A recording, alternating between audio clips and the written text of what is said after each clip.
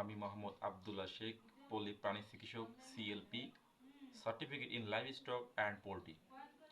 আজকে আমি আপনাদের সামনে কিছু গুরুত্বপূর্ণ বিষয় নিয়ে আলোচনা করব।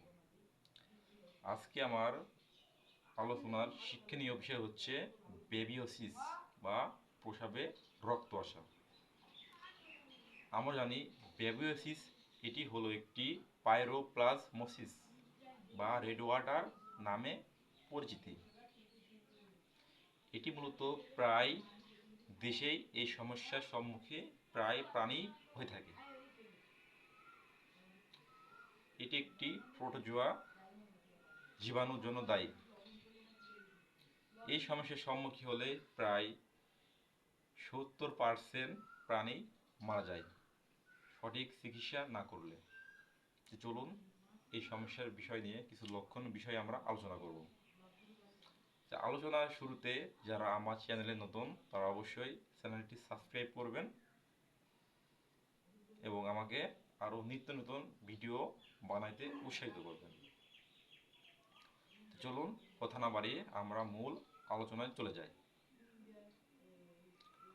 বেবিওসিস এর কিছু লক্ষণ সম্পর্কে আলোচনা করি। প্রথম লক্ষণ হচ্ছে প্রাণীটির শরীরে প্রচুর পরিমাণ জ্বর আসবে, যা 104 থেকে 160 ডিগ্রি ফারেনহাইট জ্বর থাকবে। দুই নম্বর লক্ষণ হচ্ছে ক্ষুধামন্দ বা দুর্বলতা দেখা দিবে। 3 নম্বর লক্ষণ হচ্ছে, যেহেতু এটি একটি প্রোটোজোয়া জীবাণু, যা রক্তের লোহিত কণিকা ভেঙে দিবে। রক্তের লোহিত কণিকা ভেঙে যা হিমোগ্লোবিন প্রস্রাবের মাধ্যমে বেরিয়ে আসবে, যা প্রস্রাবের রং লাল চায়ের মতো দেখা দেবে, ঘোলাটে ভাব, ফেনাযুক্ত প্রস্রাব হবে। প্রেগনেন্ট গাভীর অকালীন প্রস্রাব হয়ে যাবে। 5 নম্বর লক্ষণ হচ্ছে প্রাণীটির শরীরে কোনো সময় জ্বর দেখা দেবে, আবার জ্বরটি আস্তে আস্তে সেরে যাবে, যার পরে রক্তে অক্সিজেনের অভাবে প্রাণীটি 4 থেকে 5 দিনের মধ্যে মারা যাবে। এই সমস্যাটা কেন হয়? এটি মূলত একটি প্রোটোজোয়া। এটি বেশিরভাগই শরীরে উকুন আঠালির মাধ্যমে এই জীবাণুটি শরীরে ছড়ায় পড়ে। এই সমস্যার সম্মুখীন যদি হয়ে যায়, এই লক্ষণগুলো যদি প্রকাশ পেয়ে যায়, তাহলে আমাদের দ্রুত সুচিকিৎসা করতে হবে। এই সুচিকিৎসা করার জন্য আমাদের অবশ্যই একজন ভেটেরিনারি সার্জন অথবা প্রাণী সম্পদ কর্মকর্তার পরামর্শ অনুযায়ী করতে হবে।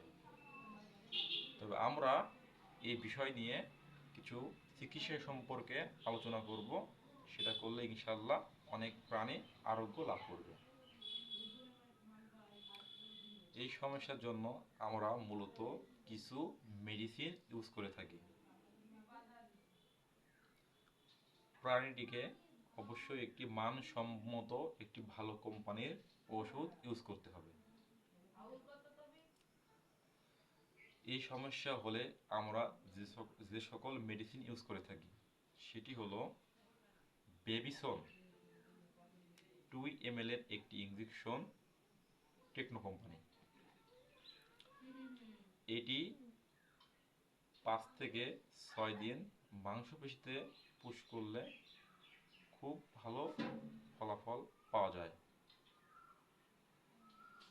2 নম্বর হচ্ছে, এর পাশাপাশি আমরা একটি মানসম্মত অ্যান্টিহিস্টামিন ইনজেকশন ব্যবহার করব। বিভিন্ন কোম্পানি বিভিন্ন নামে পরিচিত। একমি কোম্পানির অ্যাস্টাভেট, তারপরে অফনিন কোম্পানির অ্যালারভেট, বিভিন্ন কোম্পানি বিভিন্ন নামে পরিচিত যে কোনো একটি অ্যান্টিহিস্টামিন প্রতি 100 কেজি দৈনিক ওজনের জন্য 10 ml আমরা ব্যবহার করব। যেহেতু এটি একটি প্রোটোজোয়া জীবাণু, এটা অ্যান্টিবায়োটিকে জীবাণু ধ্বংস হয় না।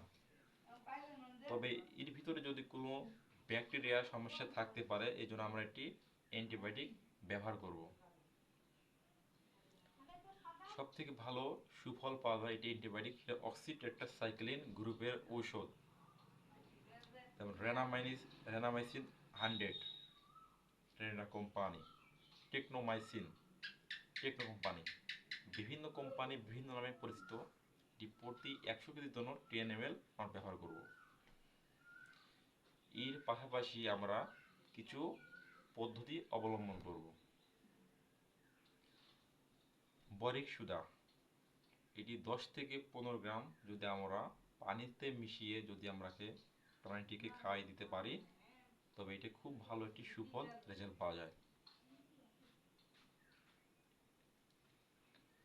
আমরা যদি এই লক্ষণ অনুযায়ী যদি আমরা এই ট্রিটমেন্টগুলো করে থাকি, ইনশাল্লাহ প্রাণীটি খুব দ্রুত আরোগ্য লাভ করবে। যাই হোক, এই সমস্যা সম্মুখীন হয়ে যায়, এই ট্রিটমেন্টগুলো করলে ইনশাল্লাহ আরোগ্য লাভ করবে। আর যারা আমার চ্যানেলে অবশ্যই একটা লাইক করবেন, সাবস্ক্রাইব করবেন এবং নিত্য নতুন ভিডিও পেতে আমাকে উৎসাহিত করবেন।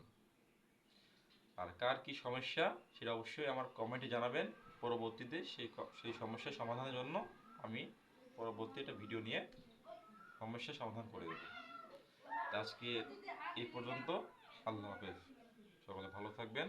আসসালামু আলাইকুম।